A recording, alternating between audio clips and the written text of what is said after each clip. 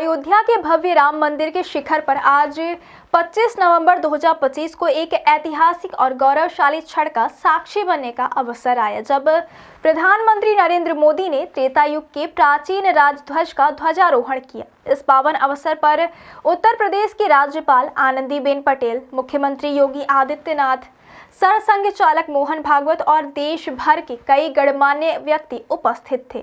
यह ध्वजारोहण केवल एक धार्मिक या सांस्कृतिक कार्यक्रम नहीं था, बल्कि यह अयोध्या नगरी को उसके प्राचीन राम राज्य के वैभव और दिव्यता से पुनः जोड़ने का प्रतीक भी था।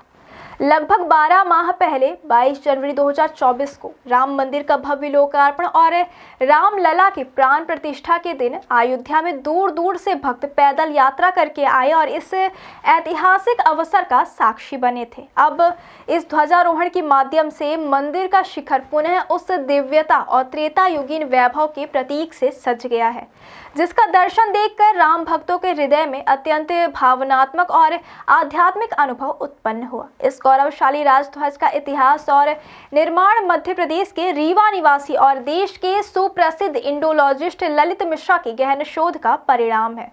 ललित मिश्रा ने रामायण के वाल्मीकि श्लोकों और मेवाड़ के महाराजा राणा जगत सिंह द्वारा निर्मित रामायण चित्रों का विस्तृत अध्ययन किया, जिसमें उन्होंने यह सुनिश्चित किया कि मंदिर के शिखर पर लगने वाला ध्वज त्रेता युगीन परंपरा और ऐतिहासिक प्रमाणों के अनुरूप हो। उनके इस शोध के मुताबिक भगवान राम के समय अयोध्या का राजध्वज कोविदार नामक राजवृक्ष के प्रतीक से सुशोभित होता था।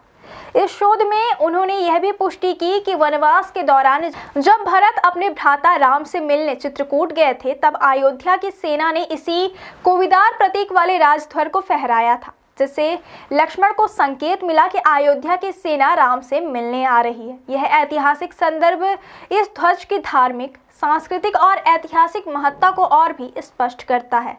दिसंबर 2023 में ललित मिश्रा ने इस ध्वज का डिजाइन तैयार किया। भगवा रंग की इस ध्वज पर एक ओर कोविदा वृक्ष की आकृति है, जबकि दूसरी ओर सूर्य और ओम का प्रतीक अंकित है।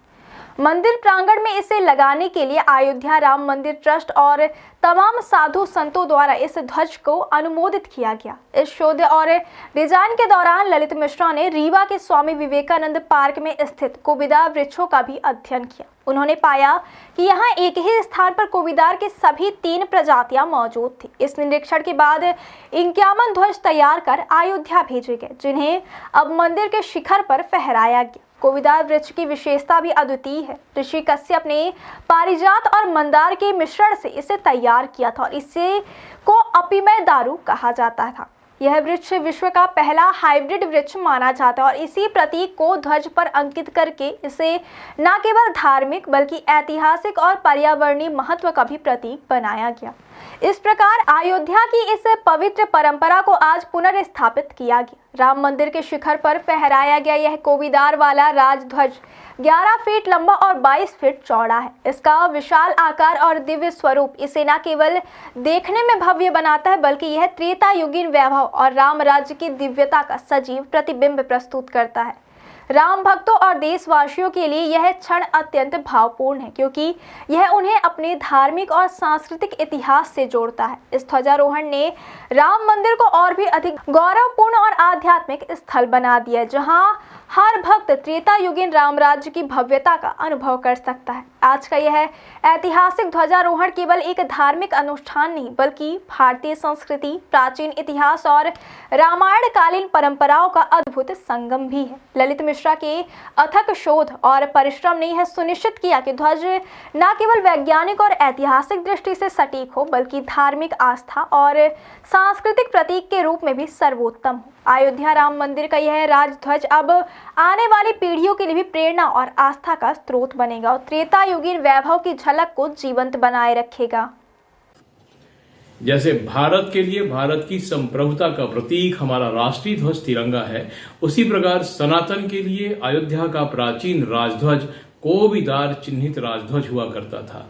किंतु समय के दीर्घ प्रवाह में सनातन की परंपरा से, रामायण की परंपरा से कोविदार युक्त अयोध्या का राजध्वज विस्मृत कर दिया गया। प्रश्न उठता है कि हमारी परंपरा से ये कब विस्मृत हुआ? तो उपलब्ध साक्ष्यों के आधार पर हम कह सकते हैं कि जब महाभारत युद्ध में द्वापर के अंत में अयोध्या के इक्ष्वाकु वंश के महाराज बृहद्बल ने भाग लिया और जब वो वीर गति को प्राप्त हुए तो उनकी वीर गति के उपरांत जब अयोध्या उजड़ गई तभी संभवतः हमारी सनातन की परंपरा से अयोध्या के महान राजध्वज की स्मृतियां विस्मृत कर दी गई। इसका एक दूसरा इसके बाद सवाल उठता है कि इस वृक्ष में क्या ऐसी विशेषता है कि क्यों इसे रघुकुल ने अपनाया। तो ये विशिष्ट वृक्ष है, कोविदार का वृक्ष विशिष्ट वृक्ष है, अद्भुत वृक्ष है, साधारण वृक्ष नहीं है। इसे बनाया है हमारे कश्यप ऋषि ने, जो कि सप्तर्षियों में से एक हैं। पूरी कहानी हमें प्राप्त होती है हरिवंश पुराण में, जहां ऋषि कश्यप हमें बताते हैं कि उन्होंने पारिजात के वृक्ष में मंदार के वृक्ष का सार मिलाकर इस नए वृक्ष का निर्माण किया। उन्होंने कोई नामकरण नहीं दिया था, कोई नाम नहीं था। और जैसे जैसे गंगा के किनारे रहने वाले लोगों ने इस वृक्ष को उगाना प्रारंभ किया तो कोई नाम नहीं था, तो वो आपस में कहने लगे ये वृक्ष कौन सा है। संस्कृत में वृक्ष को दारू कहा जाता है, तो वो कहते थे को अपि अयम दारू, ये नया दारू, ये नया वृक्ष कौन सा है। और इसी का संक्षिप्तीकरण हो गया, कॉम्पैक्ट जब हुआ ये तीनों चारों शब्द, तो ये बन गए कोविदार। और फिर सब लोगों ने इस वृक्ष को कोविदार के नाम से ही जाना। इस तरह से जनता के द्वारा दिया गया नाम है। दूसरी बात जो सामने आती है कि ये जिस तरह का एक्सपेरिमेंट जो प्रयोग है कश्यप ऋषि के द्वारा किया गया, उसके आधार पर ये वृक्ष दुनिया के पहले हाइब्रिड प्लांट के रूप में